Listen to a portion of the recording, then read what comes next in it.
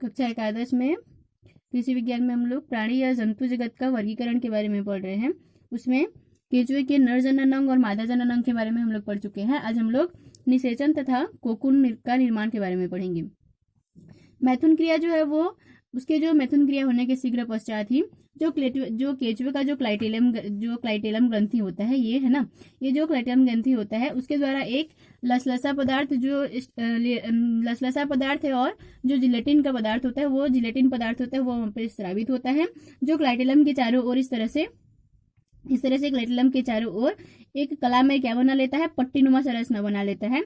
और यह जो है वो जब हवा के संपर्क में, वायु के संपर्क में आता है तो यह सूख कर क्या हो जाता है, कठोर हो जाता है। सूख कर कठोर होने के पश्चात जो है वो जो है उसके पश्चात यही जो सूख कर कठोर होने के पश्चात यह कोकून का या फिर जो एग कैप्सूल होता है वो बनाता है। उसके बाद देखो कोकून के अंदर जो इस कोकून है, इस कोकून के अंदर जो है वो क्लाइटेलम के जो म्यूकस की कोशिका द्वारा जो यहाँ पर किसका स्त्राव होता है, म्यूकस कोशिका के द्वारा म्यूकस का स्त्राव होता है। उसके पश्चात जो है वो म्यूकस का स्त्राव होने के पश्चात जो है वो म्यूकस उसकी क्लाइटेलम के अंदर जो है वो एक और परत बन जाता है म्यूकस की सतह का। मतलब उसमें जो म्यूकस सेल है वो म्यूकस स्रावित करेगा। म्यूकस स्रावित करने के पश्चात एक तरह का उसमें सतह बन जाता है म्यूकस का। अब जैसे जैसे ये जो केंचुआ है वो पीछे की ओर खिसकेगा, वैसे वैसे ये जो कोकून है यह जो है वो किधर खिसकेगा, आगे खिसकेगा।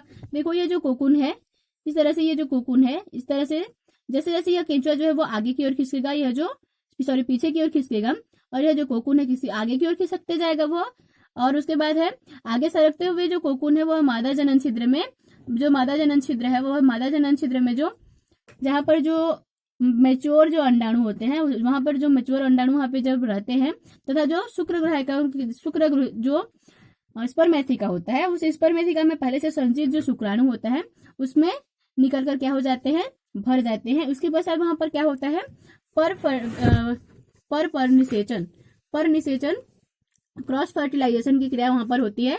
और जब क्रॉस फर्टिलाइजेशन की क्रिया होती है तो उसके फलस्वरूप क्या बनता है, जाइगोट का निर्माण होता है। मतलब जब मादा जनन अंग और नर जनन अंग के अंडाणु और शुक्राणु आपस में मिलकर निषेचन की क्रिया करते हैं तो उसके फलस्वरूप क्या बनता है, जाइगोट का निर्माण होता है। और जाइगोट जो है वो आगे परिवर्तित होकर उसमें एक कोकून में एक क्या द्रव भर जाता है, एल्ब्यूमिन का द्रव भर जाता है। अब देखो ये जो कोकून होता है, यह कोकून जो है वो लगभग कितना होता है, 2 से 2.4 मिलीमीटर व्यास का, मतलब उस आकार का कोकून वहां पर निर्माण होता है। जब कोकून को जो है वो किसी नम जगह पर छोड़ दिया जाता है तो उसमें जो संचित जो शुक्राणु और जो अंडाणु होते हैं बीच में संलग्न हो जाते हैं और उसमें कौन सी क्रिया हो जाती है, निषेचन की क्रिया हो जाती है। निषेचन की क्रिया के पश्चात वहां पर जाइगोट या फिर अंडा जो एग है वह बनता है। अब देखो जो निषेचित अंडे का क्या है, परिवर्धन।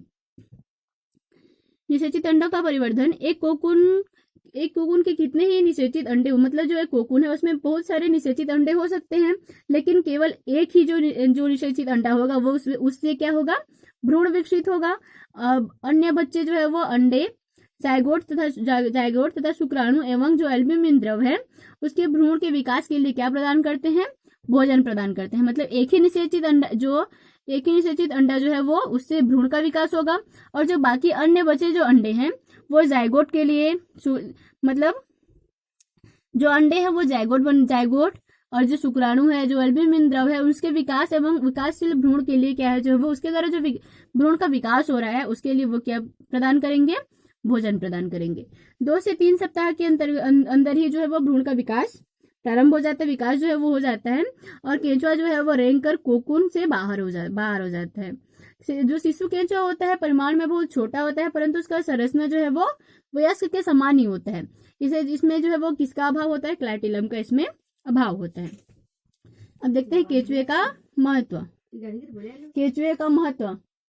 केंचुए में जो इसमें देखो कुछ महत्व होते हैं, जैसे प्रलोभक की भांति, इसको जो है वो प्रलोभक की भांति, जैसे मछलियां जो तालाब होते हैं वहां पर मछलियों को उनको भोजन के लिए या फिर उनको प्रलोभक की भांति कार्य किए उसका उपयोग किया जाता है। उसके बाद है कृषि में, केंचुए जो है वो कृषि के मित्र माने जाते हैं। ये जो होते हैं जो कृषक होते हैं और जो माली होता है उनके कृषक उनके जो मित्र माने जाते हैं, क्योंकि ये जो है वो निरंतर मिट्टी को जो है वो उलट पुलट करते हैं, मतलब उल्टाते रहते हैं, उलट पुलट करते रहते हैं, जिससे जो है और इनके जो मल मूत्र त्याग कर जो है ये जो केंचुए होते हैं अपना मल मूत्र वहां पर त्यागते हैं, और मल मूत्र त्यागने के पश्चात जो है वह कार्बनिक खाद द्वारा वहां पर पहुंचाते हैं। तो जो कार्बनिक खाद है, जो मृत कार्बनिक पदार्थ है, उसको मिट्टी में अच्छे से पहुंचाते हैं, और इनके बीज जो होते हैं वो छिद्रित भूमि, वायु और उसके जो नमी है उसको आसानी से भूमि के अंदर पहुंचाने का कार्य करते हैं। अब देखो, यह जो जड़ों तक जो श्वसन के लिए जो ऑक्सीजन की आवश्यकता होती है उसको भी पर्याप्त मात्रा तक पहुंचाने का कार्य करते हैं। इसी तरह यह जो केंचुआ होता है वो कृषक का मित्र माना जाता है। उसके बाद है औषधियों में, केंचुए से तैयार की गई जो विविध औषधि होती है, जैसे जो पथरी, पीलिया, पायरिया, बवासीर, गठिया, अतिसार, गर्भावस्था के बाद दुर्बलता एवं लैंगिक नपुंसकता के रोगों के लिए इसका उपयोग किया जाता है। उसके बाद है प्रयोगशाला में, केंचुए के जो केंचुआ है उसको आसानी से अधिक संख्या में प्राप्त किया जा सकता है, और इसका जो आकार होता है वो भी काफी बड़ा होता है, इसीलिए इसको विभिन्न जो प्रयोगशाला है उसका उपयोग उसमें भी इसका प्रयोग किया जाता है। अब देखो, कुछ हानिकारक केंचुए होते हैं, कुछ मामले में जो है वो केंचुए जो है वो हानिकारक भी होते हैं।